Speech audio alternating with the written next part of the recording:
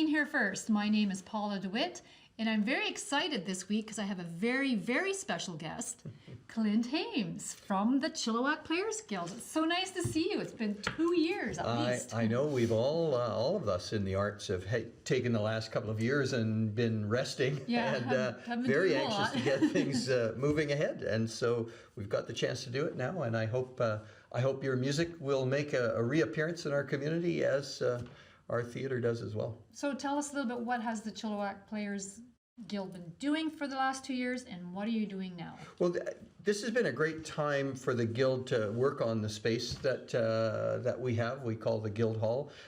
So we've had small groups of people throughout the pandemic working on bringing it back up to the standards we need. We've created a new props area, which we've closed in, and made some improvements in our costume storage and in the area that we rehearse in. For those that don't know, that's an area just to the east of the Landing Sports Centre. It's an area that we took our investment from the old cultural centre and used that to enhance that space, and because there wasn't provisions in the new cultural centre for our rehearsal space, so we're able to rehearse there, store our sets and props there. And we also, there are other groups that are doing theatre that we kind of partner with on doing projects in there, or allow them to use it for rehearsal and those sorts of things. So we spent a couple of years doing that. We've had a lot of online workshops over that period of time. There's a playwriting group that had worked online for almost a year, developing new plays. We've had some online acting workshops, dialect workshops, directing workshops. We've been busy doing that, but we haven't actually gotten back to rehearsing plays up until this latest remount of Calendar Girls, which we were 3 weeks away from going on. Say, weren't you? And then we had to shut it down, and we sort of thought, oh well, it'll be the fall, and then we sort of thought, oh, it'll be the next spring. Same and with us with our Messiah. Oh, it'll be the next fall. Cancel. So here we are, and we're ready to go. We're in rehearsals now again, and it's great. And so over that period of time, our membership stayed pretty steady, and we found things for people to do, and we're just back enjoying presenting theatre again. That's wonderful. The community's going to really be happy about that. Yeah. Can you tell me a little bit about Calendar Girls, and how do you audition to choose those characters that you want? What do you look for? Oh, sure. Well, I'll talk a little bit about the play. Calendar Girls is a true story. It's based on a true story. There were a group of very courageous women in the Midlands of the UK, in the Yorkshire area, who traditionally had done a calendar every year to raise money for various things.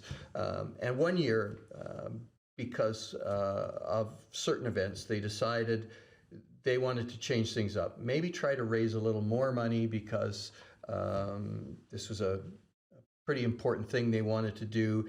And so one of them got the idea that as they are all mature women, that they would be brave enough to take their clothes off for a calendar. And they covered strategic parts of themselves so that it wasn't X-rated by any means, but it was to show their bravery and to celebrate that these are middle-aged women, and everybody, this is not something, beauty is in the eye of the beholder, and that we should all be proud of who we are. And they said, we're going to make a statement and do this.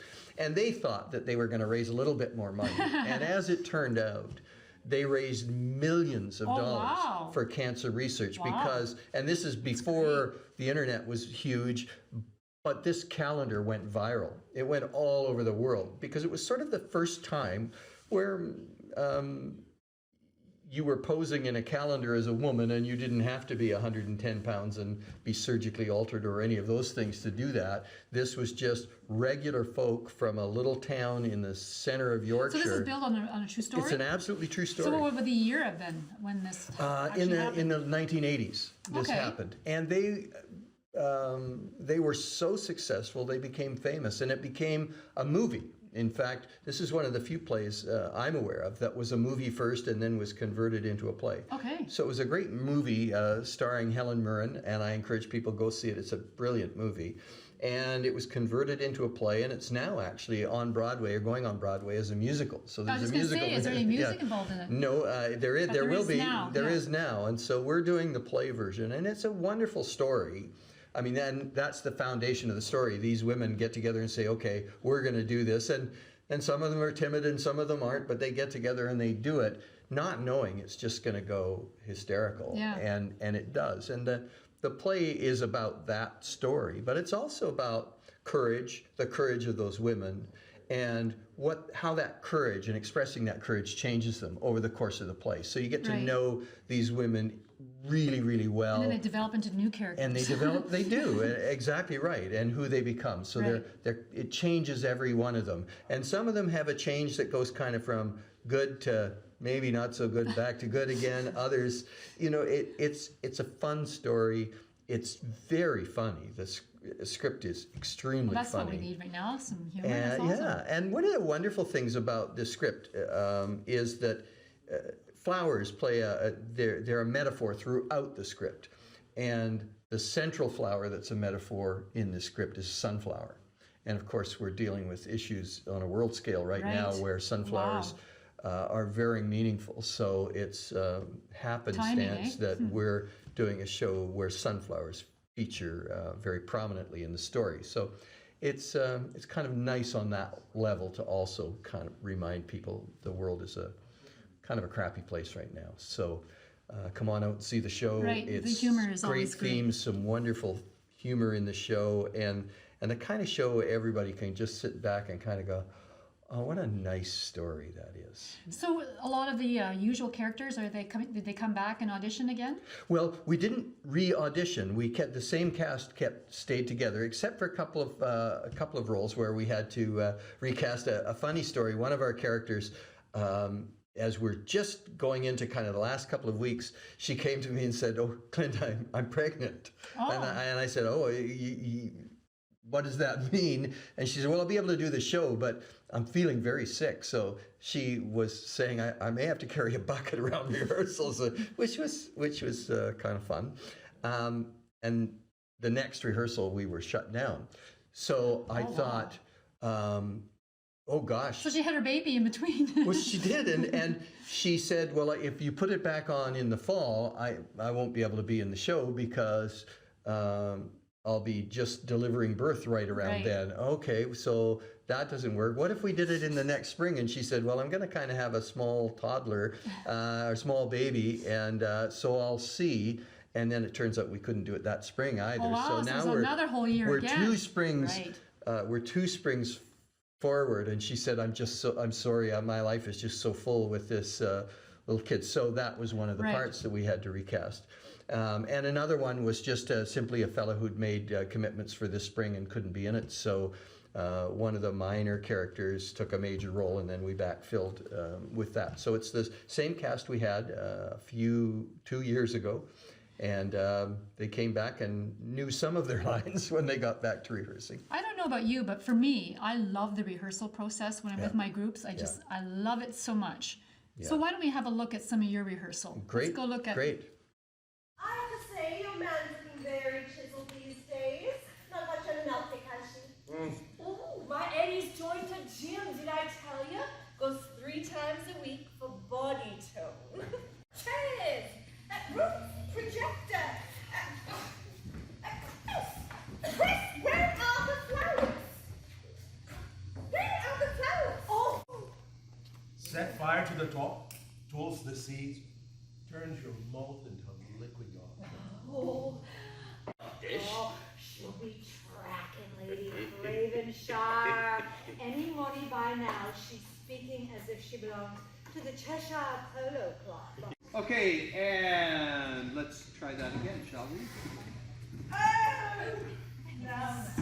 Let's just try that again, shall we? John would love this. So you see, each month, you get a different girl. Gardening, knitting, jamming. Then you could start like in the second verse, but you would start at the top. But I'm hoping that's going to work out. So Okay. Okay, so we'll just we'll just do this for now. So this is, you guys, this is, the lights have gone out. You guys are coming on stage. You are getting into position.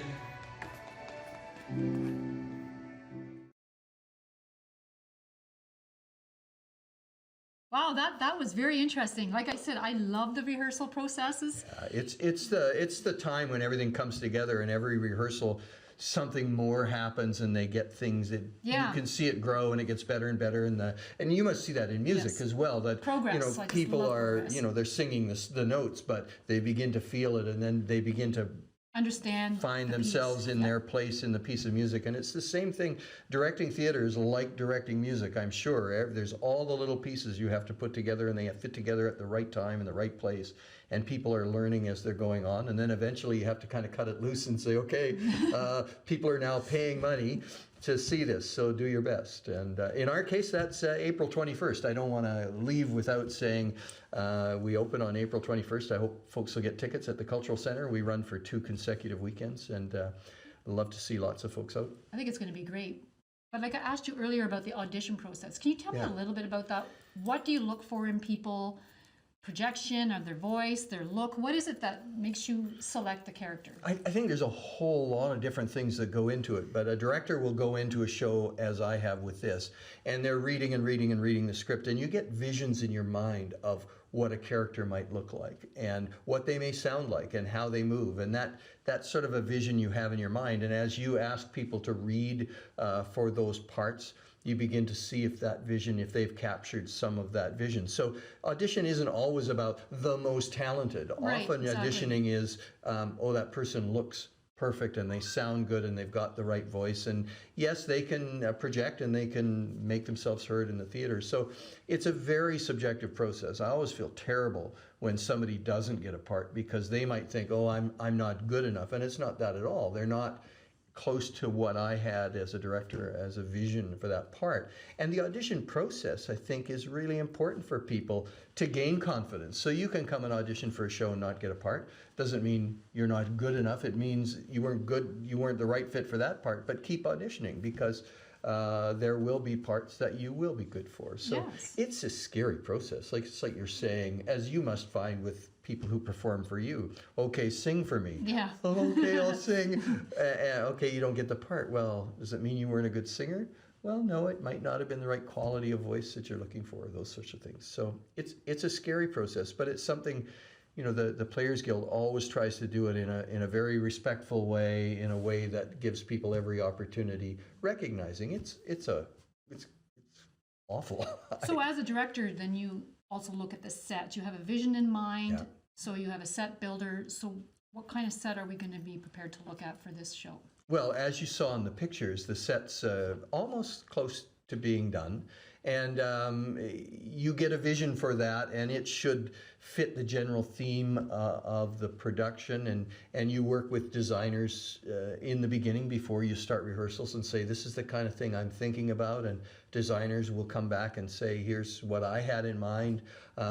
There's a requirement. It's an interesting set, because there's a requirement to actually see some things that are happening outside of the room that you're in. It's an old church hall, and there's a requirement to see some things outside that. So we've left some of the walls as skeleton so that people can actually see what's happening outside, which is an interesting concept. Like, I realize that you're all volunteering your time and you're all volunteers in this project, but what does something like this actually cost to mount? Because, I mean, you have to buy materials, you have to print programs. Like, I'm sure there's a fee related to that. How much does it cost?